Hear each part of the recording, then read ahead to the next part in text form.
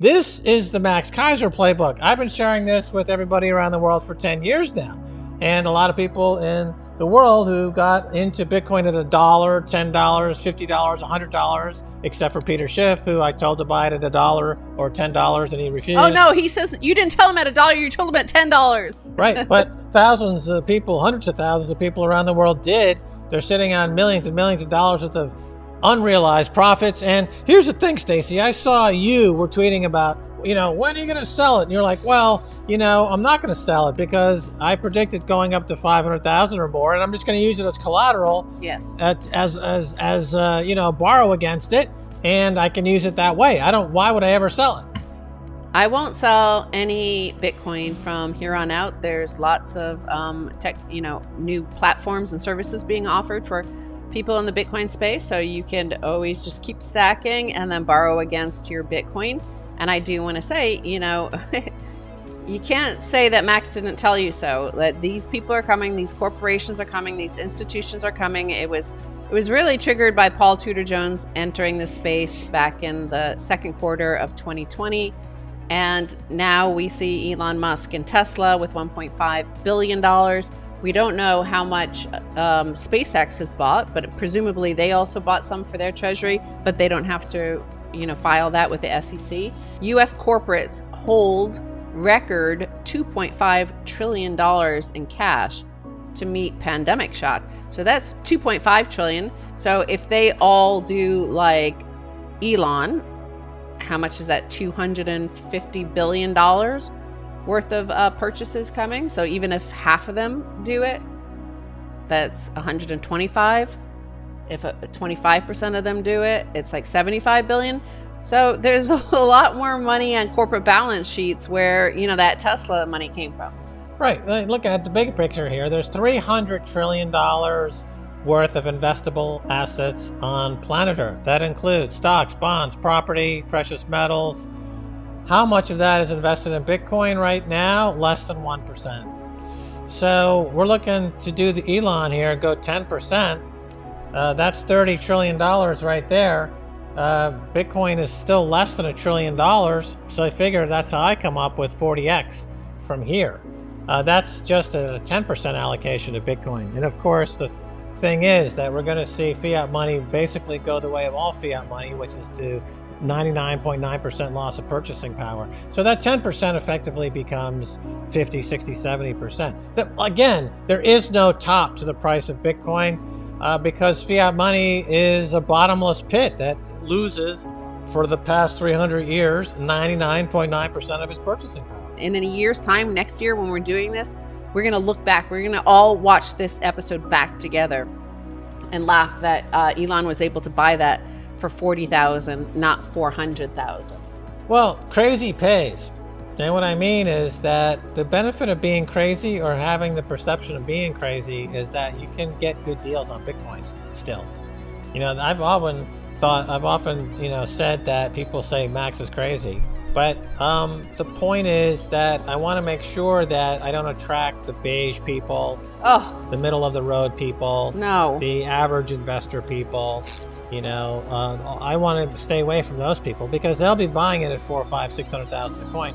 The crazy people who make their own path, they're happy to buy it at $1 or $10, $100, $1,000, $5,000. That's the path of the crazy people. Who is the same as Elon Musk. Elon Musk is perceived by many to be crazy. He goes on Joe Rogan, he's smoking a joint. Yes. This guy can't be trustworthy. Why would I do what this guy's doing? But that's very calculated to fend off competition. And he clearly worked this time. I mean, he was able to score a huge amount of Bitcoin still at these ridiculously cheap prices. Who's going to come next, right, after Elon Musk? We pointed out $2.5 trillion. I don't think, I saw a lot of people talking to Tim Cook saying, oh, Tim Cook, you have what? They have like 250 billion or something on their balance sheet. Sure, they have a lot of debt, so they accumulated a huge amount of debt in order to pay the dividend without having to pay taxes and, sending out that cash. So, the source who told me the news before the MicroStrategy conference, remember I tweeted that source told me big corporate buyer coming. Yeah. Turned out to be, I couldn't give the name at that time because I didn't want to get my source in trouble. So there, it was Tesla, and the news has come out. The same source is telling me now, unusually, a name of a company that is in the running, according to this source, of being the next huge corporation to get into Bitcoin. And that would be Oracle with Larry Ellison. Nevertheless, Stan Druckenmiller, who has not had one down year with his hedge fund since 1981, that's a pretty good performance, okay? He's outperforming most other hedge funds, I would say. And he just said to Goldman Sachs that he is very, very, not just one very, very short the US dollar, which is a pretty brave call, right? A brave move to do. Yeah, and he's shorting US Treasury bonds, which has been a, as they say, widowmaker trade now for 20 years. Certainly since 2008. Remember, 2008 crisis hit, and that was met with a flood of money printing. And a lot of people, pundits, financial pundits, were saying, hey, this is going to cause inflation. But it never really did cause inflation because all that free money was then bought back by the central bank. So they neutralized the impact of the money printing by doing what's called debt monetization. So this has been going on now since really 2008 in a huge way, and certainly in a larger context, certainly going back, as you point out, to the 1980s with Alan Greenspan. But now, at this juncture, I believe we're at the stage where debt monetization is not going to work anymore. So the impacts of that money printing start to seep into and leak into the economy for real. And that's why you see commodities entering now a secular bull market. So they have been in a secular bear market for a while. Now they're starting to uptick. So oil is on a tear. Oil has had the best start in 2021 in something like 18 or 19 years, or maybe longer. 30 years.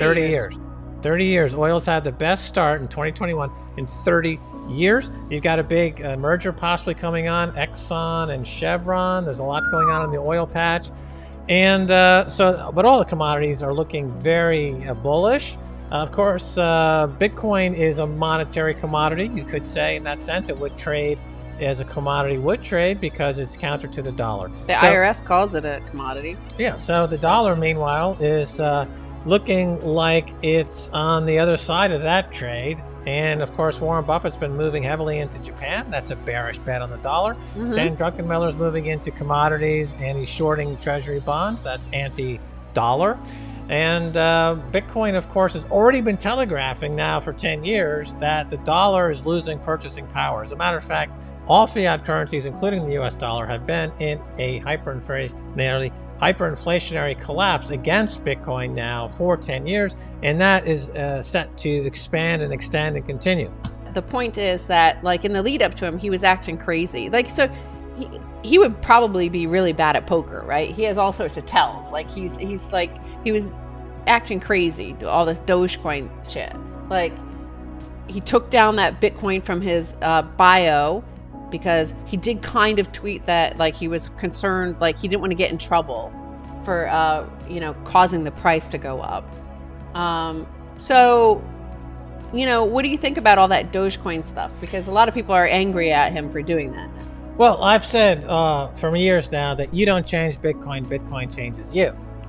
And obviously Elon Musk is under the influence of Bitcoin. He has been under the influence of Bitcoin now for at least 2 years. And he's been smoking the Bitcoin. He's been mixing it in the bowl with his other treats. And he's huffing and puffing. And he went down the rabbit hole of Bitcoin. And that changes the architecture of your mind. It changes the way you see things. It changes your physiognomy. It changes your psychology. It changes your outlook. And so once somebody's under the influence of Bitcoin, we no longer can ascribe rationality to them. In other words, it's like flying over the Bermuda Triangle. The dials start spinning in opposite directions. Is the plane upside down? Is it right side up? It's just a zone of unbearable unbearingness. There's no bearings. You're without bearings in an unbearable way with a bearer asset. So you have a bearer asset, Bitcoin, and you're going into the unbearable unbearingness of the Bermuda Triangle of Bitcoin, flying over the financial zone, over the target, and down below is Michael Saylor with a big fucking flag waving it, saying, Open the Bombay doors, you freaking jerk. Drop all your cash on here, the Bitcoin target.